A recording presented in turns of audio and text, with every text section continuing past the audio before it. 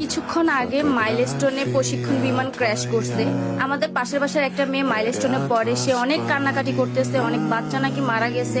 আমার ফ্রেন্ড মাঠে চালাইছিল, প্লেন একেবারে ক্রাশ করে ওর উপর যে পুরো ব্লাস্ট করছে এবং ওর পুরো শরীর বিচ্ছিন্ন হয়ে গেছে। ইভেন আমরা এখন বাকি অংশটুকু পাইতেছি না।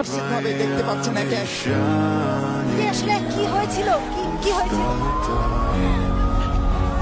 আকাশের মধ্যে ব্লাস্ট হওয়ার একটা সাউন্ড, তো ব্লাস্ট হওয়ার পরে ডাইরেক্ট নিচে পড়ার একটা সাউন্ড হয়েছে।